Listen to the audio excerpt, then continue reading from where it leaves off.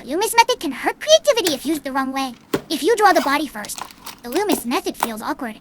If you start with it, the face you want ends up being an afterthought. So for me, the Loomis method is a tool to improve accuracy of parts. This time, I'll talk about how I use it. When you have an expression you want to draw. When studying illustration, you almost always come across the Loomis method. However, when I first started creating, it wasn't helpful to me. Even if I already had a clear idea in my head of what I wanted to draw, I had to convert it into the concept of a different shaped sphere. And since those imaginary circular lines became the basis, they only got in the way of expression. For example, I began by sketching the face I want to draw in my rough sketch the angle, the expression.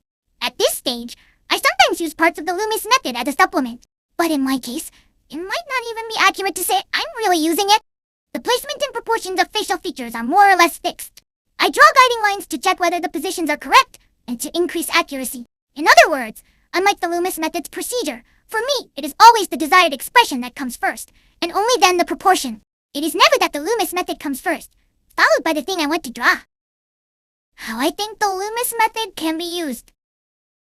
In my case, no matter what angle of the body I want to draw, I usually rely on references such as photos. Because of that, even when I use the Loomis method, it tends to be in a very limited way. So what I'll share here is more about how I imagine it could be used, rather than how I actually use it. For example, let's say I want to draw the body from this angle.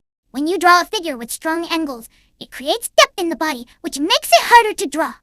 At times like this, actual photos or anatomy diagrams can feel too complex, and it becomes difficult to picture the body structure. By simplifying it and drawing the body and head as shapes from the Loomis method, I think it helps organize the structure visually. Once the body's structure is decided, the position of the head naturally follows. Of course, the reverse is also true. If the head is decided first, then the body's structure follows. Since the range of motion and proportions of the human body are mostly fixed on average, you can take those into account and apply the Loomis method effectively.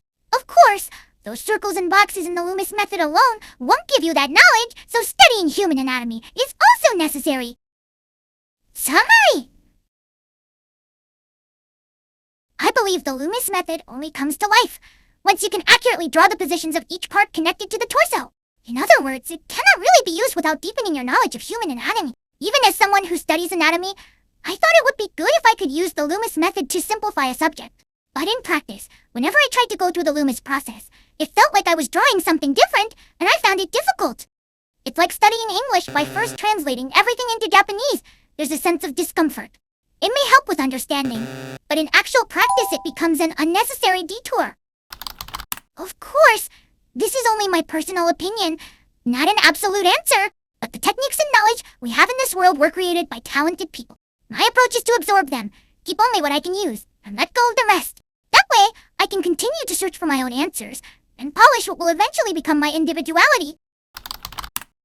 That's all for today. Thank you so much for watching. See you next time.